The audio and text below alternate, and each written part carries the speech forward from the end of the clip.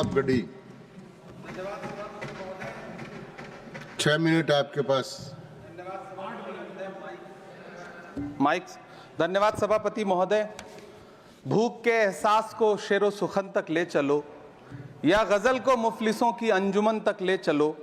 मुझको नज़्मो ज़ब्त की तालीम देना बाद में, पहले अपनी रहबरी को आचरण तक ले चलो। सभापति महोदय, मैं न्यू एजुकेशन पॉलिसी पे बात करने के लिए खड़ा हुआ हूं। माननीय मंत्री जी यहां मौजूद हैं।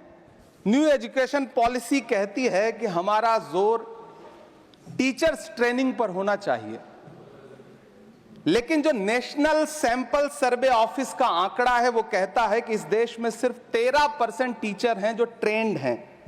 तो मैं माननीय मंत्री जी से जानना चाहता हूं कि क्या जो 87% टीचर्स हैं जिन्हें ट्रेनिंग देने की अभी जरूरत है, उनको ट्रेनिंग देने के लिए हमारे पास क्या रोड मैप रहेगा, और क्या हमारे पास इतने बड़े पैमाने पर कॉलेजेस हैं, रिसोर्सेज हैं जिनसे उन्हें ट्रेन किया जा सके। हमारी न्यू एजुकेशन पॉलिसी कहती है कि टेक्नोलॉजी पे जोर दिया जाए, और टेक्नोलॉजी के सहारे पढ़ाई को हमने कोविड के दौरान देखा भी है कि किस तरह से बच्चों को टेक्नोलॉजी के सहारे पढ़ाया गया।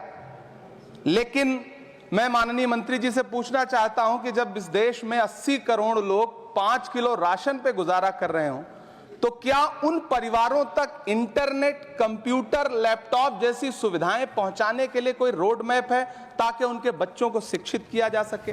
मैं एक बहुत महत्वपूर्ण बात और सभापति महोदय यहां कहना चाहता हूं कि माइनॉरिटी कम्युनिटी से जुड़ा हुआ जो मदरसा एजुकेशन का पैटर्न है, उस पे बहुत गंभीरता से माननीय मंत्री जी से पूछना चाहता हूं कि जो न्यू एजुकेशन पॉलिसी है, कुछ मदरसे ऐसे हैं जिनको सरकार रिकॉग्नाइज करती है, लेकिन कुछ बड़े शिक्षण संस्थान हैं, नदवा और देवबंद जैसे, क्या न्यू एजुकेशन पॉलिसी के कॉन्टेस्ट में आपने इन बड़े संस्थानों से डायलॉग करने का कोई मानक या कोई बातचीत शुरू करने का प्लान बनाया है या नहीं, ये मैं पूछना चाहता हूं। और एक बहुत महत्वपूर्ण बात मंत्री जी से मैं पूछना चाहता हूं कि बहुत सारे माइनॉरिटी इंस्टीट्यूट थे जहां पर स्कॉलरशिप का प्रावधान था, लेकिन आपने मौलाना आजाद नेशनल फेलोशिप को एक झटके में बंद कर दिया।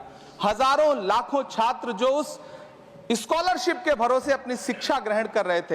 एक तरफ प्रधानमंत्री जी कहते हैं सबका साथ सबका विकास, एक हाथ में कंप्यूटर एक हाथ में कुरान, लेकिन जब स्कॉलरशिप आप बंद कर देते हैं तो गरीब तबके से आने वाला अल्पसंख्यक समुदाय के जो बच्चे हैं, उनकी शिक्षा व्यवस्था को लेकर के, उनकी शिक्षा को आगे बढ़ाने को लेकर के आपके पास क्या प्लान है? मैं माननीय शिक्षा मंत्री जी यहां पर बैठे हैं, उनसे कहना चाहता हूं कि पूरे देश में, पूरी दुनिया में प्रधानमंत्री जी जाकर के महात्मा गांधी जी की मूर्ति के सामने सर झुकाते हैं, उन्हें फूल चढ़ाते हैं, लेकिन आप ही की सरकार एनआईटी कैलीकट में प्रोफेसर साइजा ए को योजना और विकास विभाग का डीन बना देती है, जो खुल करके कहती हैं कि मेरी नजर में नाथूराम गोडसे तो बहुत महान था। तो आपकी नई एजुकेशन पॉलिसी ये है, इस दिशा में जा रही है।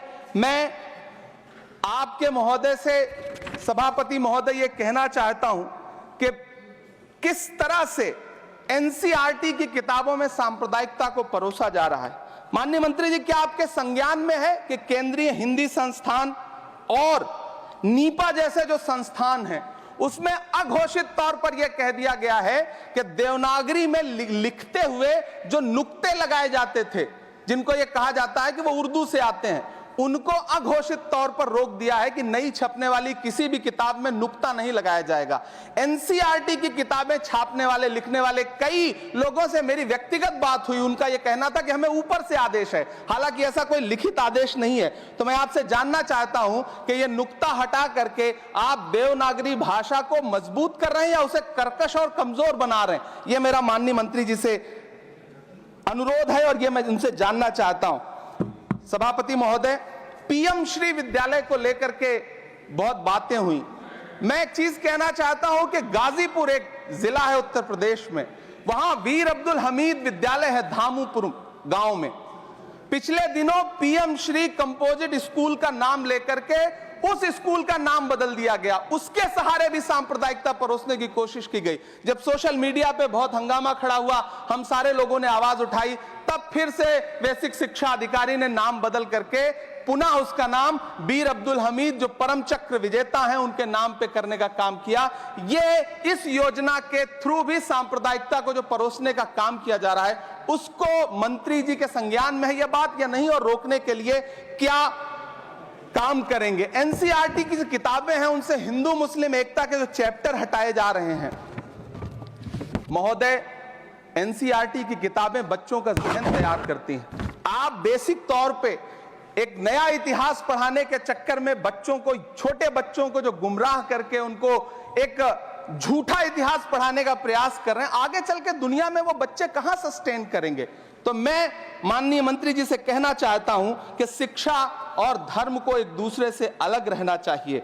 मैं आज इस विषय पे बात करते हुए एक बहुत महत्वपूर्ण बात और कहना चाहता हूं कि दिल्ली विश्वविद्यालय में पाठ्यक्रम में जो बदलाव किए गए हैं, जिसमें राजनीति विज्ञान के पाठ्यक्रम से भीमराव, रामजी अंबेडकर, मोहनदास करमचंद गांधी, मोहम्मद इकबाल और भारत के संविधान पर आधारित शोध पत्रों को हटाया गया है। दलित लेखक बामा और सुकीरथ राणा को अंग्रेजी पाठ्यक्रम से हटाया गया है। क्या ये चीजें माननीय मंत्री जी के संज्ञान में है? समय बहुत कम है। मैं इस नई एजुकेशन पॉलिसी पर आदरणीय मंत्री जी से और सरकार से इतना कहना चाहता हूं कि आप बदलाव के नाम पर ये जो नई चीजें लेकर के आ रहे हैं, कैंपस में जिस तरह की गुंडागर्दी है, अभी एक माननीय सदस्य ने बोलते हुए जेएनयू का जिस तरह से जिक्र किया कि जेएनयू में इस तरह के नारे लगे, कुछ नकाबपोश लोग आते हैं, नारे लगाते हैं, चले जाते हैं, पुलिस सालों साल गुजरने के बाद उन नकाबपोश लोगों को ढूंढ नहीं पाती है। इतने प्रतिष्ठित शिक्षण संस्थानों को बदनाम करने के लिए जो तरीका सरकार इस्तेमाल कर रही है वो बहुत शर्मनाक है। पिछले दिनों एक महिला भी नकाबपोश, जिसने छात्रावास में लाठी बरसाई थी, डंडे चलाए थे, वो आज तक उसकी पहचान नहीं की जा सकी, दिल्ली पुलिस उसे ढूंढ नहीं सकी। जामिया की लाइब्रेरी में जिस तरह से लाठियां बरसाई गई थी, उनके जख्मों के निशान आज तक नहीं सूखे हैं। अलीगढ़ मुस्लिम विश्वविद्यालय